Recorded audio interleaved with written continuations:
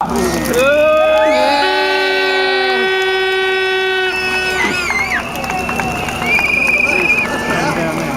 has been a monumental day. Here it comes. This has been a monumental day. We've marched in London. Nearly a million of us. 4 unions struck in June. Huge demonstrations. Now nearly 30 unions. The entire public sector has struck. It is an honour to stand in front of such a magnificent group of people. Well done to all of you. I bring you greetings and solidarity from 1.4 million Unison members. Today you are part of a movement, a democratic movement that isn't about 100 people, 1,000 people, hundreds of thousands of people. There are nearly 3 million people across this land out doing the same as you today. First day of public sector workers fighting back, saying to this government, no, no, no. We're not taking the cuts. We're not taking cuts to pensions. We're not working longer. We're beginning to fight back. And I cover the manufacturing section in Unite. And the manufacturing workers are here today standing side by side, shoulder to shoulder with public sector workers. We've got to send a message out today to Cameron, to Clegg, to Osborne, to Cable, the whole sorry lot of them. We're standing up to you, and the best advice you can get is go!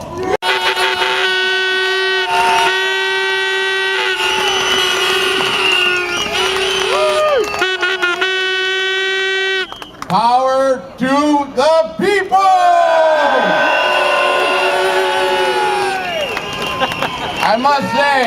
I must say, today I was very honored to march side by side with brothers and sisters throughout this great country of yours. Thank you very much. I was very honored to do that.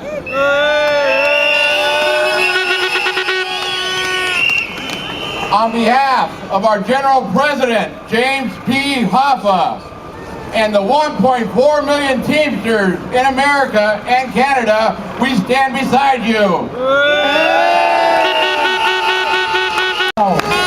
What a day, what an inspiration. I haven't seen the level as full as this for years. I think 30th of November 2011 is going to go down in history as the day that the big public sector unions finally started to fight back.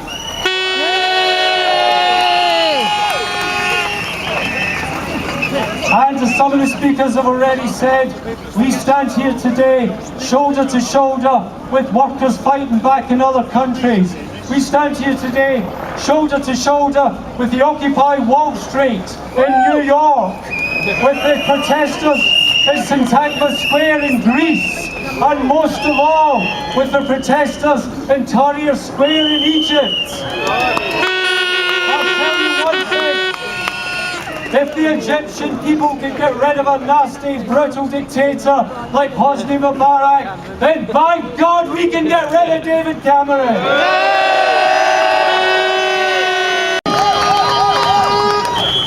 Once again, yeah, it's wonderful to see so many people. Nice to see a lot of GMB flags for a change. It's just wonderful to be here on such an auspicious occasion. I don't know if that's the correct word, I don't know, but it's big, it sounds good. I'll get away with it, the government does. Yeah, we're all aware that there's 155 billion sat in national joint pension schemes, local pension schemes. We know that. What we don't know is there's even more money that we're unsure of figures that bankers are hiding offshore. Yeah. We hear about strike and demonstrations. People have said to me it's a waste of time. My own partner said to me it's great, but it's a waste of time. Well, we thought that at the bin depot 2 years ago when they come to cut our money. We struck for 2 days and we beat the council. So it isn't a waste of time. Greetings to you everybody from the National Executive of the University and Colleges Union. A magnificent day. We've shut the University of Brighton and next to nothing's going on in City College, and in the University of Sussex it's like a morgue. So congratulations to all of our members. We should make no mistake. Right this moment, members of the Cabinet are getting reports about strikes and demonstrations in every town and city in this country because they want to know the level of opposition that they are facing. If you ask yourself, why yesterday the millionaire Osborne, in a petulant move, declared 350,000 more job losses in the public sector and a further pay freeze, the answer, I think, is very simple. That wasn't just petulance. This is an anxious government. It knows that its whole policy is on the line and it is going into a battle to try and break us up, to try and divide us between ourselves. That's why it's talking about some unions being willing to compromise. So I think that a message has to go out from this rally and from every rally in this country. And it's a message not just to the government.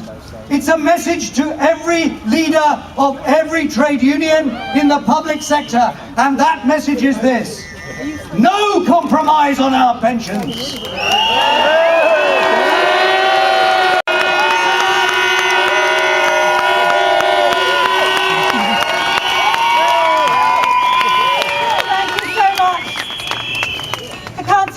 Brilliant it is to see all of you here this morning, and as a local MP for Brighton, I am so proud to be standing with you in solidarity today.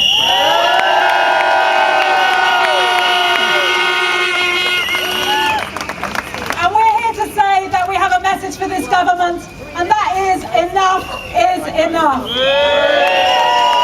It is absolutely wrong that working people are made to pay more in, to work longer hours and to get less out.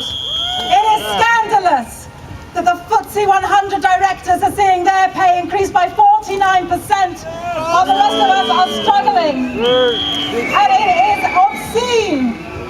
It is obscene to force the poorest to pay for an economic crisis that they had nothing to do with and which is hurting women hardest of all.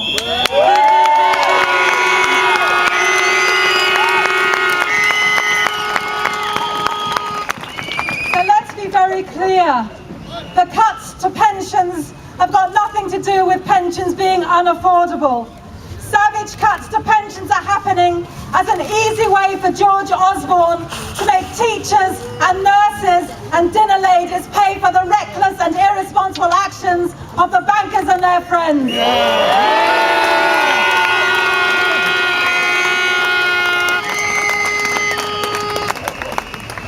That's why these strikes are so important. They're not just about protecting individual workers and their pensions. They're about protecting the vital public services on which all of us depend, and that's why they have such widespread public support.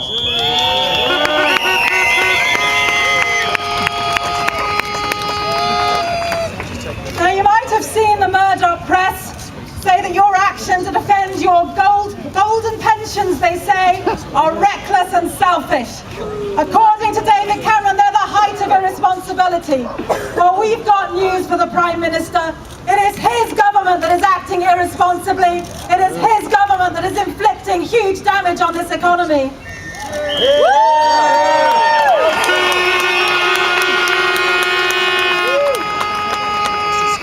And you know, if they continue to prioritise cuts to public services and pensions ahead of action to create jobs, they will destroy the economy and they will destroy the hopes of a whole new generation who are now workless and jobless.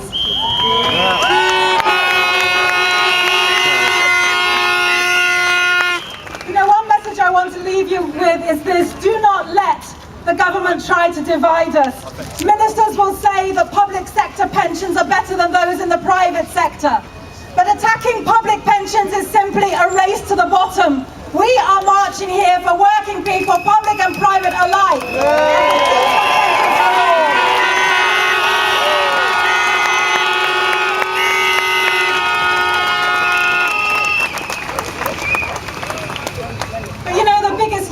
all is that there's no alternative to these cuts. Ministers say they can't find any money. Well, can I suggest a few places to start looking? Why not crack down on the tax evasion and tax avoidance?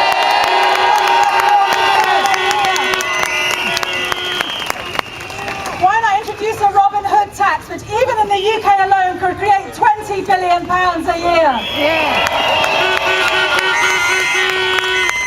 Why don't we cancel Trident replacement, which would save us £100 million?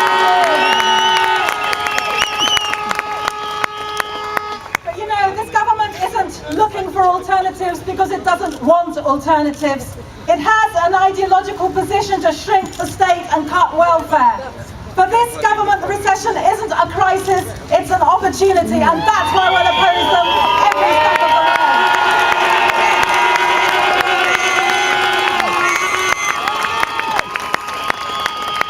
But I just want to end by thanking you so much for being here today. I know many people are here who have never taken strike action before, but who feel driven to it by the actions of this government. And I want to say to you, never doubt that this can make a difference. Never doubt that this is what democracy looks like, and never doubt that we can be successful. Look at examples like the Bright Star Nursery, which was kept open through the work of all those people. We can do that again. Thank you for being here. Nearly £6 billion of the £8 billion cut in the last budget was taken from women. They froze child benefit, abolished the health in pregnancy grants, and cut child tax credits. Now they want our pension. We'll be earning 13 grand and they want to take nearly 10% of that for her pension. I am here today to stand up for Ruth and her baby Benjamin and demand fair pensions for all. And fighting for the rights of those in work and those out of work. So I'm very pleased to have Pip Tindall here from Stop the Cuts and the Brighton Benefits Campaign. Oh, it's wonderful to see you all here. And you might wonder why, as a member of Unison and an NHS worker, I'm actually talking about benefits. I don't know if anybody knows it. I don't suppose anybody here are Express readers, but somebody sent me a link to them online. And they had an article this week talking about the effect of cuts and how they were destroying lives, and particularly people on benefits. There was a woman breaking up her furniture to keep herself warm, and there was somebody else eating kitchen paper because otherwise she got hungry and she couldn't feed her children. And they were shocked and they were horrified. This is the Express. Now we've been fighting benefit cuts for 2 years, and we know what the link is between your pensions and the social wage, which is unemployment benefits and disability benefits, and the NHS. We are carrying on the work of the people who in 1945 came back from the war and got out of their bomb buildings and said, okay, we're not going back to what we had in the past. We're not joining the dole queue. We're not going to have the means test. We're not going to see our children die because we can't afford health care. We're going to have proper schools, proper health care, proper benefits, a welfare state to look after people when they need it. I want to know that this generation are not going to watch our money given away to a load of bankers and the cuts made to benefit a load of extremely rich people like Cameron, who doesn't know how many houses he has, while council houses are sold off, while housing benefits are cut so that people become homeless, while the disabled are told, oh, you're well enough to work, get in the dole queue, and the people who are unemployed are told, get out there and work for nothing, you lazy buggers, because we don't trust you, we think you're all swinging the leg, and they send them off to do workfare for Tesco and Poundland and pay them nothing. That is all an attack on all of us. There are only two classes in this country, really, when it comes down to it. There's us. We can lose our job on a whim of the government. Our pensions can be destroyed. Our terms and conditions, our contracts have been torn up, and our whole services that we work for can be sold off to the private sector, which is what is going to happen. That's why they want to tidy up our pensions. They don't want us to have decent pensions. They don't want us to have proper terms and conditions. They want to sell us off. And then we'll be in there with the unemployed, with the people on low incomes, because most people actually on benefits, they work. They're just paid so little that they have to claim on top of it. We need to see that we are all in it together. We're us and the tiny minority of people who are imposing these cuts, who are destroying our pensions, and who are going to sell all our NHS and the DWP and everything off to the private sector. They're that tiny percentage that people talk about, the 1%, we're the 99%.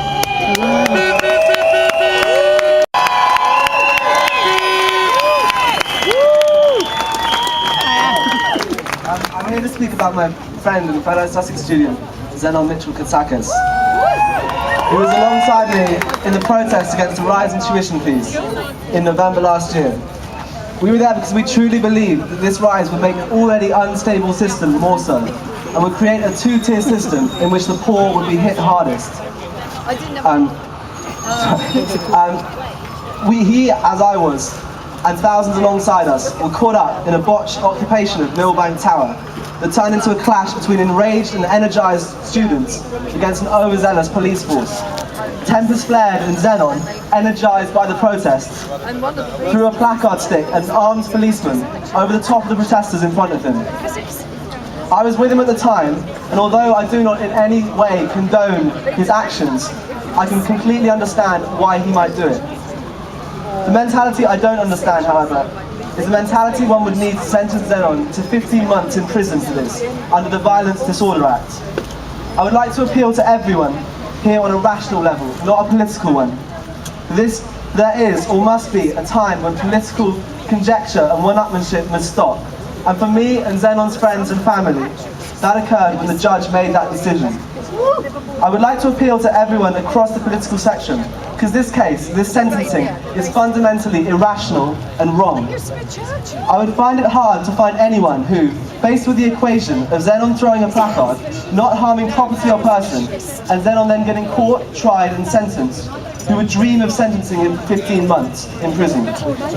Apart from the legal and professional aftermath of the sentence, the fact that Zenon cannot go to America, the fact that Zenon will find it harder to get a job, the fact that Zenon will have to live under this stress for the rest of his life, there's a much sadder undertone. Zenon has great qualities. He's sympathetic and funny. He's interested and prone to implement. These qualities that are so admirable out at university could be devastating behind bars. This is perhaps the aspect of the case that I'm most worried about. Zenon's case is extremely personal to me, but is far from unique. Many students and school children alike are being prosecuted on the same grounds and now facing the inside of prison. It is a sentence that is extremely political, incredibly disproportionate, and hideously loaded. What it suggests to young and old alike is do not protest. It seeks to intimidate the people into not exercising their rights. And it shall foster a loss of faith for the institutions and a lack of trust.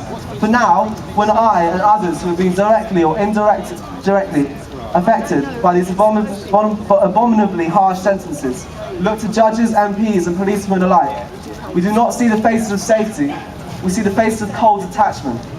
Now, if you want to get involved and help Zenon, please join the Facebook group, Free Zenon, Students for Justice, and you can find a link to a petition. Thank you. Well, the first part of my speech is a redundant question really, because it's been answered so many times today, but I might as well ask it. Why are we here today? Well, the headline reason is that we're here to fight back against this government's attack on our pensions and the lies and underhand tactics they use to attempt to justify their actions. We're also here today to tell this government that we're not just going to stand by as they run down and irreparably damage services administered by the public sector, which the majority of the cabinet as multi-millionaires will never have to use. Let's talk about pensions first. This government said our pensions were unaffordable, but when confronted with his own figures during the strike on June the 30th, showing that not only were our pensions affordable, but were actually getting cheaper, millionaire Francis Maude scurried off from the BBC with his diamond-encrusted tail well and truly tucked between his legs, not to be seen for the rest of the day. So then they had to change their tack, and they said that the discrepancy between public and private sector pensions was unfair. And they're right. It isn't fair that private sector pensions were plundered by bosses to increase company directors' pay and shareholders' dividends. It isn't fair that workers in the private sector can look forward to a retirement categorised by poverty and a reliance on benefits. And it isn't fair that public sector pensions should be plundered by our bosses to pay off a debt that doesn't belong to us ordinary working people and was not caused by us ordinary working people.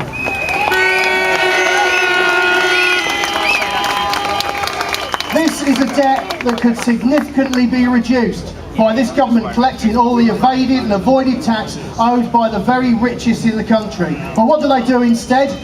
Well, they want you and I to pay an extra 3.5% in pension contributions so they can funnel it directly to the Treasury to pay off the deficit.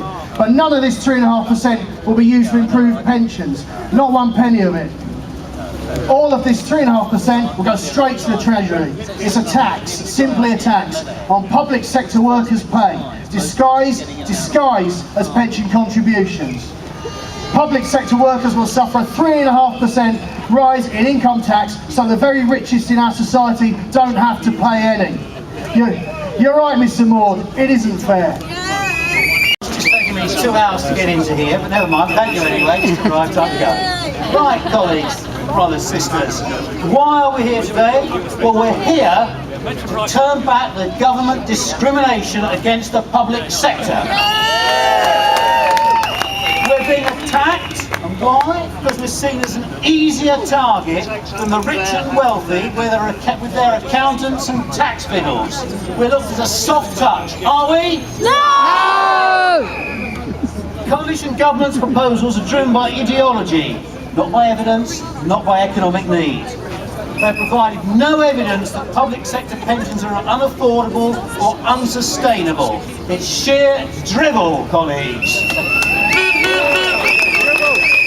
And use the National Executive.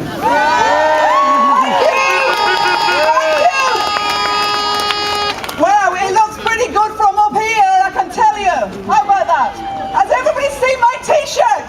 Yay! Right, for those people who can't read it, it says David Cameron. Well, I won't kind of give you the rude version.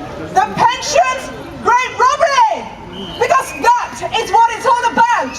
They are robbing our pensions.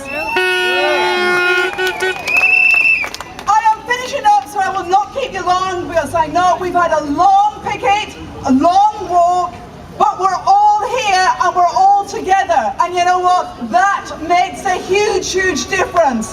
Absolutely, categorically, great!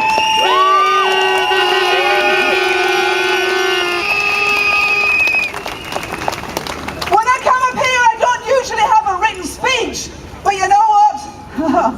I'm going to say a few words about the lovely Francis Maude. Francis Maude's pension. Does everybody know what Francis Maude is getting for a pension? No. It's on the leaflet, so read it. And I'm coming back to the leaflet, but Francis Maude's pension. Now this is the guy, for those people who do not know, he's the government, one of the government negotiators who are negotiating with us about our pensions. His pension is £43,825 per annum.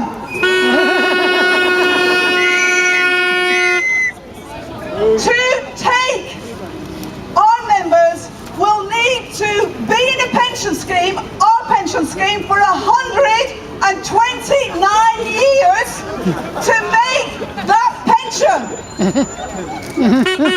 I'm sure none of you are going to be around long enough to even get it. But anyway, I have to keep it quick. Dave can have some leaflets actually here. Right, I am. Thank you, Dave. There are some leaflets here that I want people to take a bunch home with them, and on the way home, I want you to put them in all your neighbours' letter boxes, because it explains why we have taken action today. And you know what? We have had a very good response from the public sector, but the public out there. They are willing and are behind us. And I just wanted you all to take a bunch to make sure that that is the final thing, okay? Also, give yourself another big cheer for all those people that have been out on strike today, for all those people that have never striked before, because that is truly impressive. And I've just seen a friend of mine over there and I'm waving to her, okay? Thank you very much.